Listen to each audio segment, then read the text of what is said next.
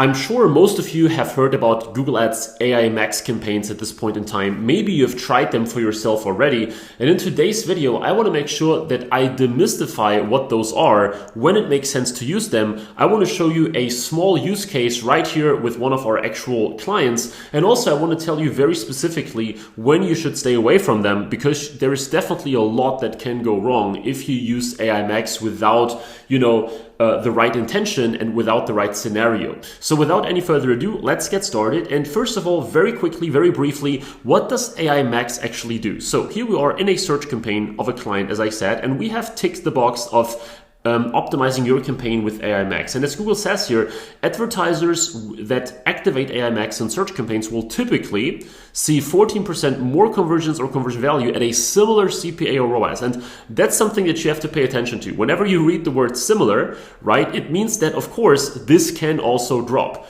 right? It doesn't mean that this AI Max is designed to give you maximum profitability. It is designed to give you more volume at a similar level of profitability. And of course, similar may mean you're losing 10% or 15% or even 20% or more in ROAS for the sake of volume. And this is probably one of the most important things that you have to keep in mind. This is a setting designed for volume, not for profitability. So when I audit accounts and I talk to brand owners, let's say before they become a client of ours or something, and they tell me, hey, we have ticked the box of this new AI Max campaign type or campaign setting, as it should actually rather be called, because our campaign wasn't profitable. This is usually the wrong way to look at it, right? Because with AI Max, you will cast a wider net, but your campaigns will very, very rarely get more profitable or more relevant. So here, once you tick the box of optimizing with AI Max, which is still in beta, as you can see right here, right? You have two options for asset optimization. You have text customization and final URL. So with text customization, what Google will do, it will somewhat change your ad copy based on what Google may find on your landing pages and so on and so forth, right? Other ads, just getting like a feeling of what you're offering. This, in my opinion, depending on what you sell, this here is about a relatively small, at least on Google, because we're just getting started, small supplement brand that is doing very well on Meta and other channels already. And our landing pages are super optimized, okay? So for us, having text customization turned on can be quite helpful because we're still giving it extremely well optimized like headlines and descriptions and extensions or assets and everything. But we believe that if the timing is right, and if it's the right, keyword and everything, we should allow Google to also customize the text of the ad. However, we do not want final URL expansion, right? When does this make sense? Well, potentially if you have a very coherent store with, let's say, 2,000 products that are very closely related, then you may want to let Google decide which landing page to send someone to. But certainly not in a case like ours, where we have about like 10 different supplements, right? Each of them with, of course, totally different ingredients, different use cases, different problems that they are solving, and so on and so forth. So for us, only the former option makes sense. And with that being said, let's have a very quick look into a search term report of ours. So the whole goal of this campaign, which is spending about €1,000 per month, a bit more than that, like 1,200 or something. It's a fairly small campaign because we're selling in 7 or 8 countries. And as I said, we have about 8 to 10 products, depending on how you count them. So we have a very granular account setup, right? We don't have a single campaign that spends like 10K a month. We have many campaigns that spend 1, 2, or 3K per month. And this is actually a testing campaign where we are testing AI Max for this use case. And as you can see, the campaign itself isn't crazily profitable yet. We are on break even because of repeat customers, right? It's a supplement subscription business. So with 1.4, it's a bit more with, late conversions and triple whale, etc. in place, but it's not a super profitable campaign if I'm very honest here. It's making some money, but it's primarily designed for us to get an idea of what AI Max is delivering to us in this particular case and how and if we can sort of make sense and use of this data and put it in separate campaigns, for example, that are not using AI Max, if it makes sense. So as you can see, the conversions that we could actually track, because of course with Google search term reports, I'm sure you know about that, many conversions are unfortunately hidden, right? We can track 12 conversions, and here, if you look at the search term report, you have a column actually for the match type, and this match type will also show you AI Max now.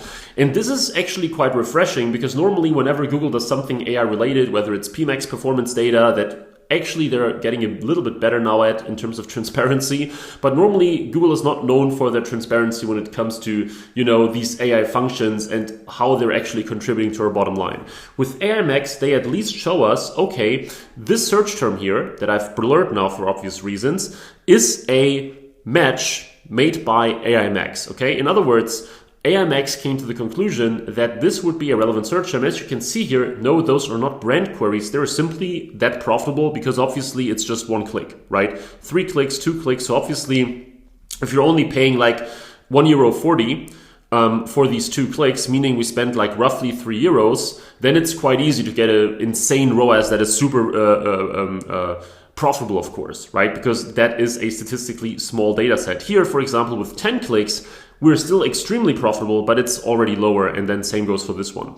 So AI Max in this particular scenario was actually pretty solid, because if you sort by conversions, then we have 1, 2, 3, 4, 5, 6, 7.76, 8.26 or something conversions coming actually from AI Max. Now, what I can tell you is that roughly half of those, because of course, when I look at the actual search terms, they would technically be covered to a large degree by our active keywords already.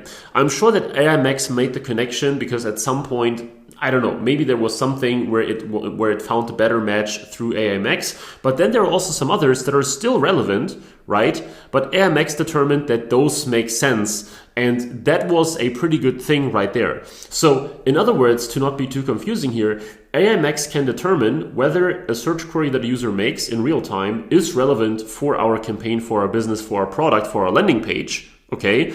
And then say, wait a second, you haven't defined this as a keyword where I would normally match this, but I come to the conclusion that this is relevant for you.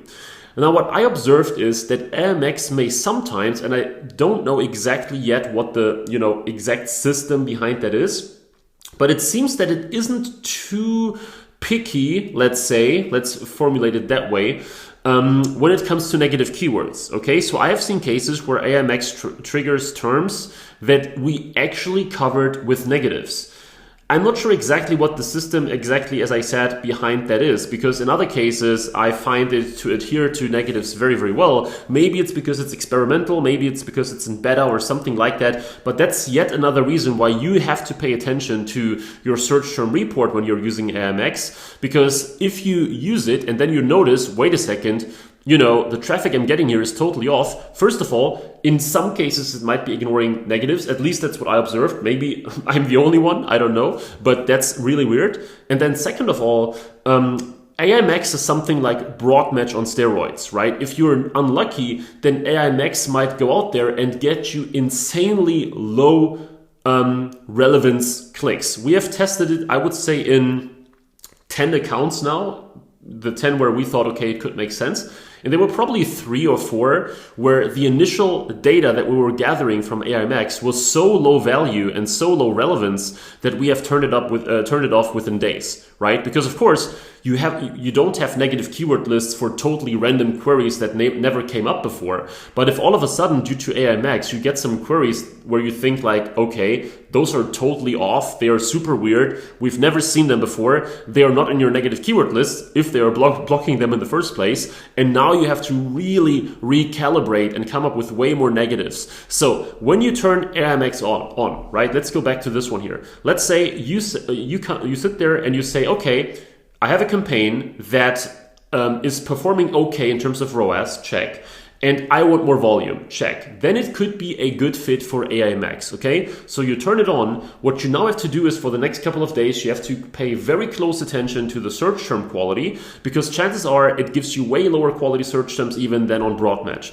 So if you observe exactly that, and you cannot keep up with negatives, right? Because you let's say, manage the account yourself, right? Because we do it, of course, all day long. For us, it's a bit easier to do so. But if you are an, let's say, brand owner and you handle the Google Ads yourselves, you probably don't have the time to check your search term report every day for the first like 14 days and exclude an enormous amount of negatives and do so strategically and manage the rest of the account, okay? So if you see that quality is terrible, you might like instead turn this off immediately rather than putting so much work on your shoulder to get those things in better shape.